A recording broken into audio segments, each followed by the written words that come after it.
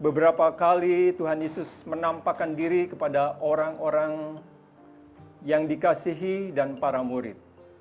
Ya.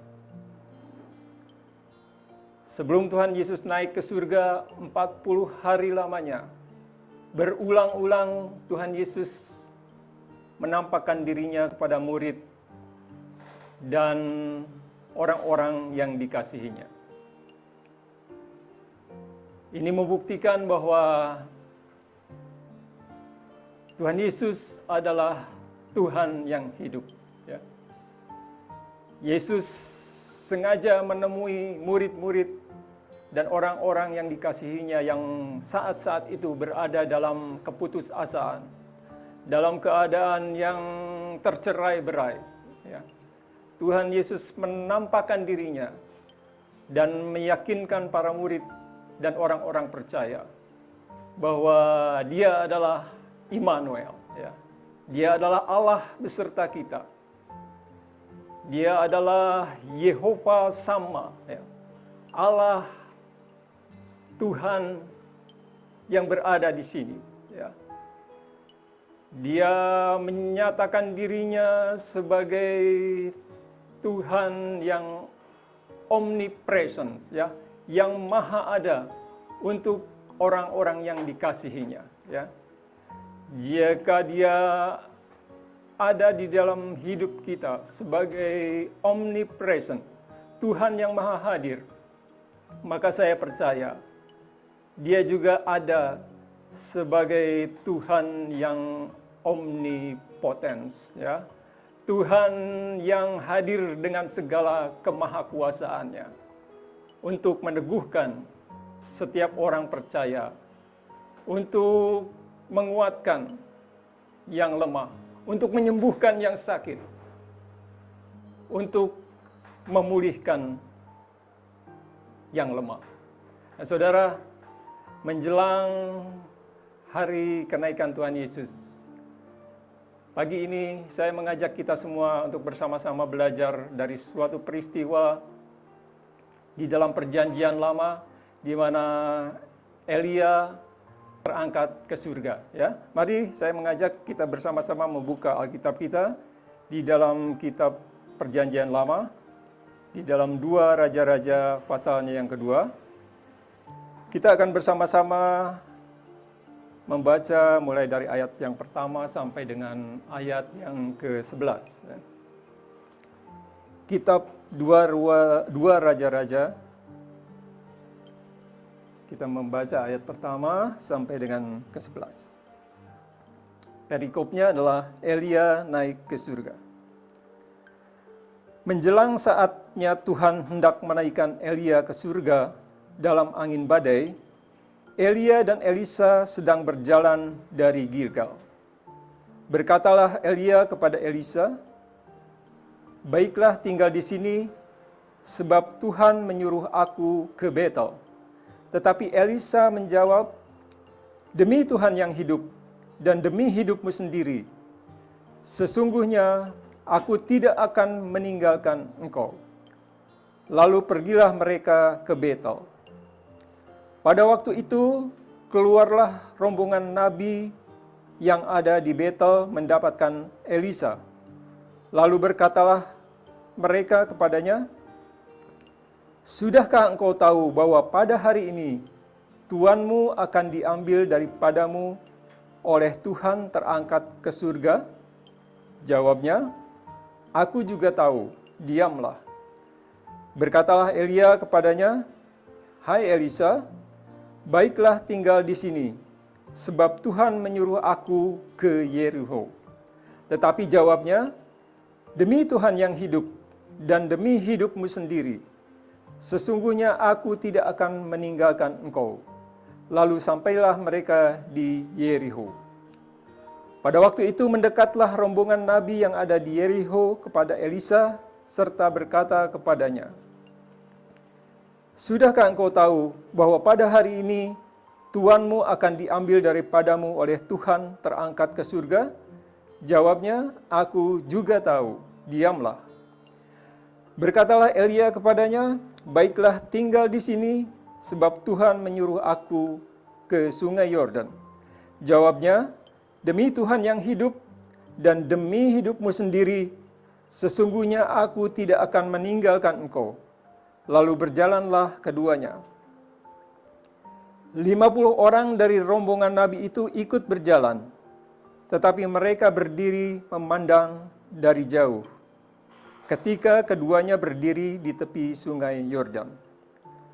Lalu Elia mengambil jubahnya, digulungnya, dipukulkannya ke atas air itu, maka terbagilah air itu ke sebelah sini dan ke sebelah sana, sehingga menyeberanglah keduanya dengan berjalan di tanah yang kering. Ayat yang ke-9, "Dan sesudah mereka sampai di seberang, berkatalah Elia kepada Elisa, 'Mintalah apa yang hendak kulakukan kepadamu, sebelum aku terangkat daripadamu.' Jawab Elisa, 'Biarlah kiranya aku mendapat 2 bagian dari rohmu.' Berkatalah Elia, 'Yang kau minta itu adalah sukar. Tetapi jika engkau dapat melihat aku terangkat daripadamu, akan terjadilah kepadamu seperti yang demikian. Dan jika tidak, tidak akan terjadi.' Sedang mereka berjalan terus sambil berkata-kata, tiba-tiba datanglah kereta berapi dengan kuda berapi, memisahkan keduanya. Lalu naiklah Elia ke surga dalam angin badai." Demikian pembacaan firman Tuhan. Saudara, ini adalah kisah di mana sebelum Elia terangkat ke surga, ya. Sebelum Elia diangkat ke surga, Elia dan Elisa melalui suatu perjalanan, ya. Mereka berjalan berdua dari Gilgal ke Betel, dari Betel ke Jericho, dari Jericho ke sungai Yordan, kemudian menyeberang sungai Yordan, dan kemudian di seberang sungai Yordan, Elia diangkat Tuhan ke surga. Saudara, ada beberapa pelajaran yang menarik di dalam kisah ini, ya. Kalau kita membaca di dalam ayat yang ke-9, ya. Sesudah Elia dan Elisa sampai di seberang, berkatalah Elia kepada Elisa, "Mintalah apa yang hendak kulakukan kepadamu sebelum aku terangkat daripadamu." Ya. Di sini kita melihat bahwa Elisa belum meminta. Saudara harus ingat bahwa pada saat itu, ya, pada waktu ini, Elia adalah seorang nabi besar, ya. Dia banyak melakukan mujizat-mujizat. Dan Elisa pada saat itu statusnya adalah sebagai pelayan dari Elia, ya. Setelah mereka menyeberangi sungai Yordan, ya, Elia menawarkan sesuatu yang luar biasa kepada Elisa, ya. "Mintalah apa yang hendak kulakukan kepadamu." Elisa belum meminta, tetapi Elia sudah menawarkan, ya. Elia sudah menawarkan terlebih dahulu. Saudara, kalau kita mempunyai hubungan yang dekat dengan seseorang yang mempunyai kuasa, seseorang yang mempunyai jabatan, ya, seseorang yang mempunyai pengaruh, maka kita bisa memperoleh, ya, kita bisa mendapatkan privilege dari orang itu, ya. Kita bisa mendapatkan hak-hak istimewa dari orang tersebut, ya. Bulan lalu saya membutuhkan satu surat rekomendasi dari satu instansi di Kota Bandung ini, ya. Saya mengurusnya secara legal ya, melalui seorang notaris saya mengurus surat itu ke suatu instansi, ya. Biasanya 3 hari surat seperti itu akan selesai, ya. Tapi yang terjadi bulan lalu saya tunggu-tunggu 10 hari belum selesai, saudara. 2 minggu notarisnya mengatakan kepada saya bahwa sebenarnya surat-surat itu sudah selesai, tapi dari instansi tersebut minta supaya saya memenuhi beberapa hal yang sebenarnya di luar ketentuan, ya. Padahal surat itu sangat saya butuhkan, ya, untuk suatu kegiatan transaksi. Saudara, kemudian pada saat itu kemudian diberlakukan PSBB, ya. Kita tahu kemudian bahwa kantor-kantor tutup, semua orang bekerja di rumah. Semakin sulit untuk segera menerima surat itu, ya. Tapi kemudian saya ingat, saya mempunyai seseorang di Jakarta, ya. Jadi saya telepon seorang pejabat di Jakarta, saya ceritakan kesulitan saya, dan saya kirim pejabat di Bandung yang mengurus surat yang saya perlukan tadi, ya. Malam-malam saya telepon, besok pagi jam 11 saya ditelepon oleh notaris mengatakan surat yang kita urus selama 2 minggu ini telah selesai dan bisa diambil, ya. Saudara, karena saya dekat dengan seseorang di Jakarta, ya, maka saya mempunyai dan memperoleh hak istimewa, privilege, ya. Sehingga apa yang saya hadapi, kesulitan yang saya hadapi, ya, selesai, ya. Nah, saudara, kita melihat di dalam kisah Elia dan Elisa ini, ya, apa yang membuat Elia menawarkan sesuatu yang luar biasa kepada Elisa, ya. Karena Elia mengetahui kesetiaan dari Elisa, ya. Kita melihat mulai dari Gilgal tadi, ya. Bagaimana 3 kali Elia menguji Elisa supaya tinggal dan tidak mengikutinya, ya. Tetapi Elisa tetap pada kesetiaannya. Dia mengikuti Elia terus, ya. Kita melihat ketika sampai di Betel, ya, para nabi-nabi yang berdenominasi Betel, ya, membujuk Elisa untuk tinggal di Betel, ya. Tetapi bujukan itu, ya, sama sekali tidak berpengaruh pada Elisa, ya. Elisa tidak tinggal dalam kenyamanan di Betel, ya. Dia tetap mengikuti kemana Elia pergi. Ketika sampai di Jericho, ya, nabi-nabi dengan doktrin Jericho, ya, juga tidak dapat mempengaruhi untuk Elisa tinggal di Jericho, ya. Dia tetap setia mengikuti Elia, ya. Ketika 50 orang nabi-nabi di tepi sungai Yordan hanya melihat mereka berdua dari kejauhan, Elisa tetap mengikuti kemana Elia pergi.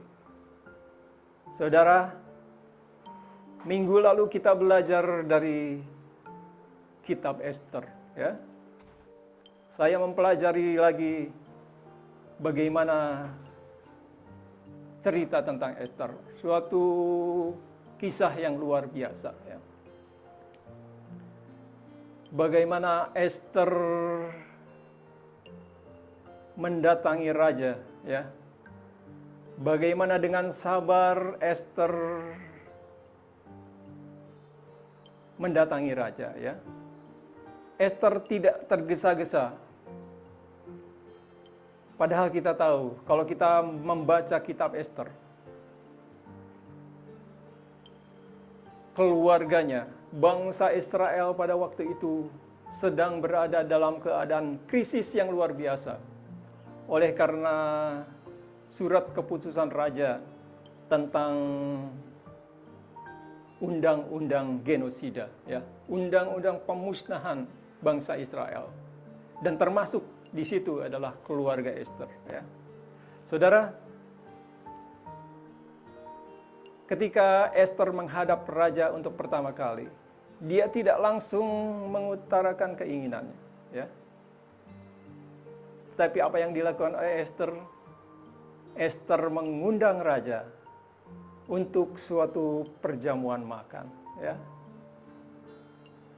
Esther tidak meminta terlebih dahulu, tetapi Esther membina, membangun kedekatan kepada raja, ya. Esther menyenangkan dahulu hati raja, ya. Sehingga ketika raja menawarkan, pertama kali raja menawarkan, apakah yang kau minta Esther, ya. Bahkan raja menawarkan setengah kerajaannya pun akan diberikan kalau Esther meminta pada saat itu. Tetapi bukan itu yang Esther lakukan, ya. Esther mau menyenangkan dulu hati raja, ya. Dia mengundang raja ke perjamuan. Dia menjamu raja dengan makanan dan minuman, ya. Sehingga 3 kali raja menawarkan apa yang diinginkan oleh Esther, ya. Saudara, hari-hari ini di dalam hidup kita, ya, kita perlu belajar dari Elia dan Esther, ya. Kita perlu belajar untuk membangun kedekatan. Kita perlu belajar membangun keintiman bersama Tuhan Yesus, ya. Dan ketika keintiman itu sudah terbangun, maka sebelum kita meminta, ya, sebelum kita memohon sesuatu, Tuhan hadir untuk kita. Tuhan akan ada untuk kita. Kedekatan kita, keintiman kita bersama Tuhan Yesus itu akan terasa pada saat-saat kritis, saudara, ya. Kalau kita melihat Esther, bagaimana dia berada dalam keadaan yang kritis, ya. Bagaimana dia, keluarganya, ya, berada dalam ancaman. Sebuah tiang gantungan telah disiapkan untuk pamannya Mordekai, ya. Tetapi kedekatannya pada raja melepaskan Esther, melepaskan Mordekai, melepaskan bangsa Israel dari ancaman genosida. Demikian pula dalam hidup kita, saudara. Kalau kita dekat, ya, kalau kita terus membina keintiman bersama dengan Tuhan Yesus, mungkin ada saat-saat krisis di dalam hidup kita, ya. Mungkin ada saat-saat di mana kita tidak berdaya, ya. Kita menghadapi sesuatu yang di luar kemampuan kita. Keintiman akan membedakan kehidupan kita, ya. Tuhan Yesus akan bertindak dan Tuhan akan menawarkan jalan keluar terbaik untuk hidup kita semua. Saudaraku, ada janji Tuhan, ya, janji Tuhan yang luar biasa bagi orang-orang yang dekat kepadanya, ya. Bagi orang-orang yang tidak terpengaruh oleh krisis, oleh keadaan, ya. Mari kita bersama-sama membaca di dalam Yehezkiel pasal yang ke-34, ayat yang ke-26. Aku akan menjadikan mereka dan semua yang di sekitar gunungku menjadi berkat. Aku akan menurunkan hujan pada waktunya. Itu adalah hujan yang membawa berkat. Sekali lagi saya bacakan. Aku akan menjadikan mereka dan semua yang di sekitar gunungku menjadi berkat. Semua yang di sekitar gunungku, semua yang intim bersamaku, semua yang membina kedekatan bersamaku, aku akan menjadikannya menjadi berkat. Ya. Bukan hanya diberkati, tetapi menjadi berkat.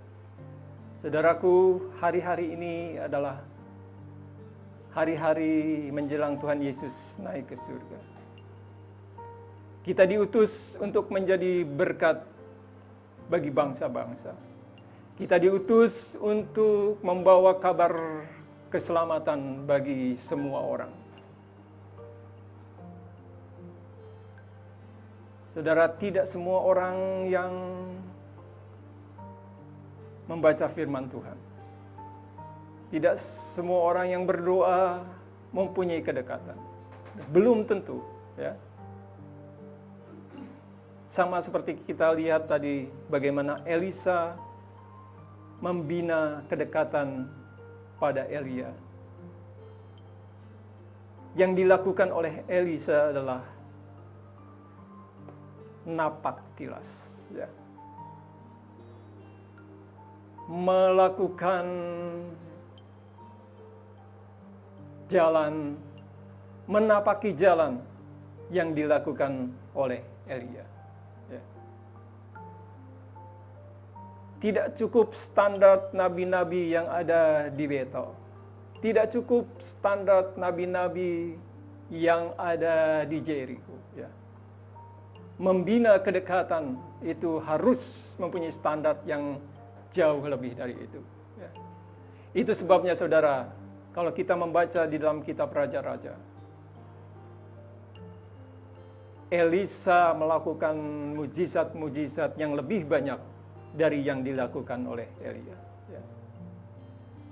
Karena dia mempunyai standar yang lebih dari nabi-nabi yang lain. Ya. Demikian pula di dalam hidup kita, saudara. Ya. Kita perlu membina hubungan yang lebih dekat hari-hari ini. Apa yang dilakukan Esther bukan hanya berdandan sebelum dia menghadap raja, ya. Bukan hanya mempercantik diri, tapi kita membaca bagaimana Esther dan bangsa Israel melakukan puasa 3 hari 3 malam. Tidak makan dan tidak minum selama 3 hari. Ya. Inilah upaya-upaya untuk sungguh-sungguh mendekatkan diri, ya, membangun keintiman, membangun kedekatan. Saya percaya bahwa ketika kita berada dekat di dalam gunungnya Tuhan, Yehezkiel mengatakan, aku akan menjadikan mereka dan semua yang di sekitar gunungku menjadi berkat. Aku akan menurunkan hujan pada waktunya. Itu adalah hujan yang membawa berkat. Saudara mau menjadi berkat hari-hari ini? Mari kita membangun intimasi, kita membangun kedekatan yang lebih lagi di dalam hidup kita. Dan saya percaya Tuhan Yesus adalah tetap Tuhan yang berimanuel di dalam kehidupan kita.